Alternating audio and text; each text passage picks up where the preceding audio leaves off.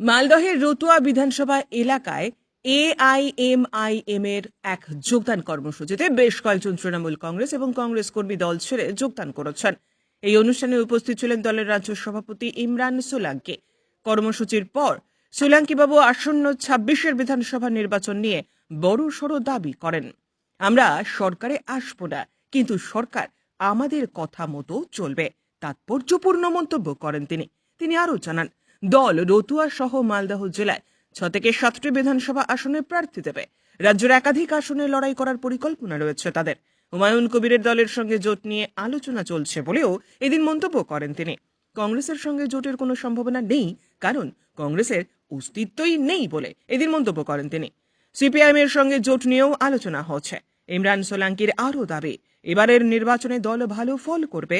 সরকার গঠন না করলেও সরকার পরিচালনার গুরুত্বপূর্ণ ভূমিকা পালন করবেন তারাই। এই কর্মসূচিতে মিমের জেলা সভাপতি রেজাউল করিম, রতুয়া ১ নম্বর ব্লক সভাপতি জাহাঙ্গীর আলম সহ অন্যান্য নেতৃত্বরা উপস্থিত ছিলেন।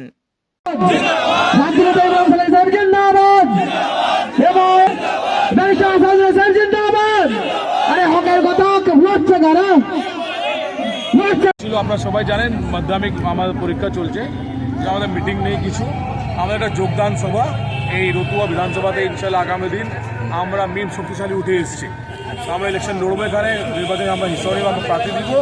এই জন্য আমরা এখানে যেরকম শক্তিশালী দেখছি রতুয়াতে আর পুরো মালদা বিভিন্ন জেলাতে বিধানসভা মালদাতে মানে খুব শক্তিশালী উঠছে। আমরা এখানে কংগ্রেস থেকে সবাই এসছে, জলবাই কত লোক এসছে, আমার কত পরিবার ৫০০ পরিবার আজকে আলহামদুলিল্লাহ এসছে। টিএমসি সিপিএম কংগ্রেস ছেড়ে এদের দুর্নীতি সবাই বুঝে গেছে। এবার পশ্চিমবাংলা মালদা মুর্শিদাবাদ বীরভূম উত্তর দক্ষিণ দিনাজপুর শুধু মিমই চলবে, পাতাং বাকি সব খতম।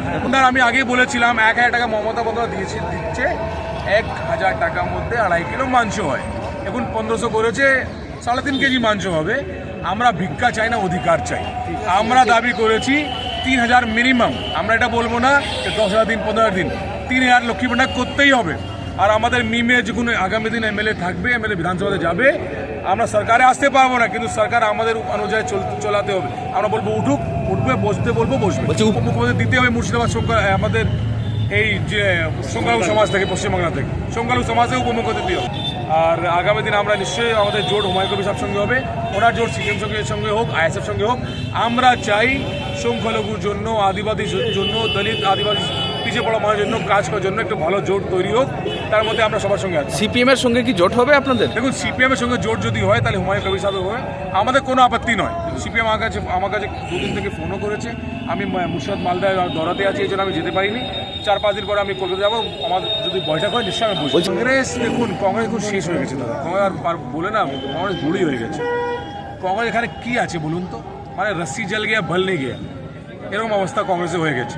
তাহলে কংগ্রেস কিছু পাবে না আগামী দিন। যদি আসন জয়লাভ করতে চাও, বিধানসভাতে যেতে চাও, তাহলে সংখ্যালঘু সঙ্গে কাছে আসতে হবে, মিম জেইউপি কাছে আসতেই হবে। এখন খুব তাড়াতাড়ি হয়ে যাবে। আমরা ৬-৭ সিটের লড়বো। আমরা শক্তিশালী আছি। আমরা রতুয়াতে, চাঁচলে, মালদীপুরে, আপনার সোমশিতে, তারপর আমাদের হরিশ্চন্দ্রপুর আছে, মোথাবাড়ি আছে, সূর্যাপুর আছে, একদম নিশ্চয়ই লড়বো। গোয়াতে মমতা বন্দ্যোপাধ্যায় ইলেকশন লড়েছিল, কার সুবিধা করেছে? তারপরে তিরুপতি মমতা লড়েছে, কার সুবিধা করেছে? যেখানে আসাদুল ওয়াইসি ইলেকশন লড়ে, বিহার, ঝাড়খণ্ড, মমতা বন্দ্যোপাধ্যায় আমাদের বিরুদ্ধে ক্যান্ডিডেট দেয় টিএমসি। তাহলে এই বাচ্চা মতন কথা আমরা বলি না। আমরা রাজনৈতিক দল, আমরা লড়াই যুদ্ধ করতে এসেছি।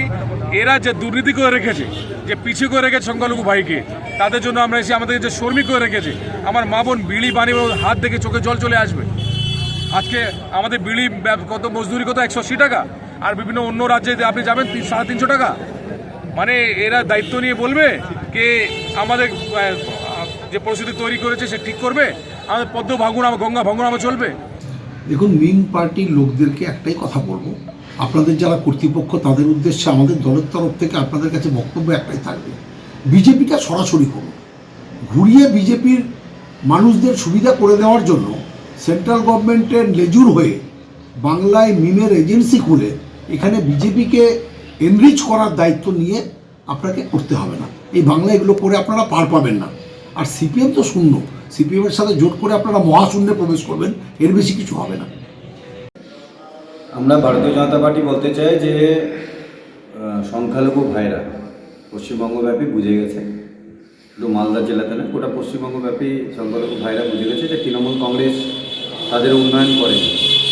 তাই জন্য বিভিন্ন রাজনৈতিক দল, মিম থেকে শুরু করে হুমায়ুন কবির এবং আইএসএফ থেকে শুরু করে বিভিন্ন রাজনৈতিক দল এবং রাষ্ট্রবাদী মুসলিমরা দলে দলে ভারতীয় জনতা পার্টিতে কিন্তু যোগদান করছে। আমরা এটুকুই বলবো, মিম, হুমায়ুন কবির, আইএসএফ যে দলে যাই হোক না কেন, সিপিএম আর সিপিএম যত বড় বড় কথাই না বলুক না কেন, ভারতীয় জনতা পার্টির আগামী দিন সরকার হবে এবং এই সরকারে হতে গিয়ে যে রাষ্ট্রবাদী মুসলিমরাও কিন্তু অংশ নেবে, এটা কিন্তু নিশ্চিত। 2026-এ আমরা ভারতীয় জনতা পার্টি ব্যাপকভাবে এই সিপিএম, এই কংগ্রেস, এই তৃণমূল কংগ্রেসকে উড়িয়ে দিয়ে ভারতীয় জনতা পার্টি সরকার লক্ষ্য ক্ষেত্রে আমরা আগামী দিন এই সরকারে আসবো, এটা নিশ্চিত।